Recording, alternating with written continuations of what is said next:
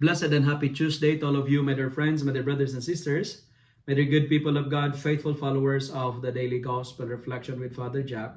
My dear kababayans, today is August 20, 2024, Tuesday, within the 20th week in Ordinary Time, Year B.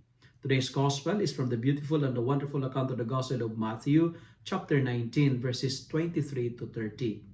In today's Gospel, Jesus does not condemn rich people, but their attachment to their wealth, attachment to their security and their riches. Let me say this one loud and clear. It is not a sin to be rich. It's not bad to be rich. God wants us to live in prosperity. God wants us to live in abundance. But the point of the gospel is this: replacing God for money is unacceptable. Putting your trust on your money, putting your trust on your bank account, then the creator of everything is not unacceptable. That's why in today's gospel, Jesus said it's hard for one who is rich to enter the kingdom of heaven. My dear friends, my dear brothers and sisters, too much possessions will possess us. And this is the danger. God will not prevent rich people to enter heaven, but sometimes it is their riches that prevents them from entering the kingdom of God. Money became an obstacle, a hindrance. Why?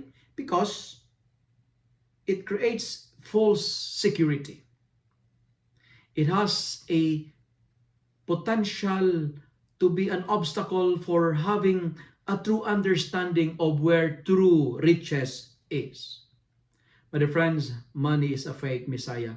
It cannot save you. It cannot even buy our own salvation. That's why do not put your trust on money.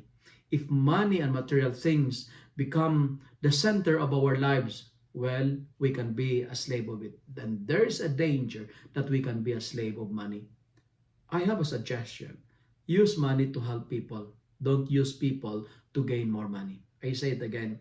Use money to help people, but never use people to gain more money.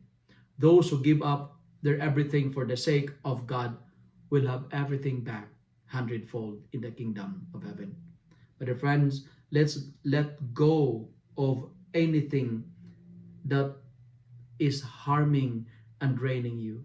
Let go of anything that prevents you to enter the kingdom of heaven. If you love and like this reflection, kindly share it with your friends, share it with your family, make the word of God viral so that many will be blessed.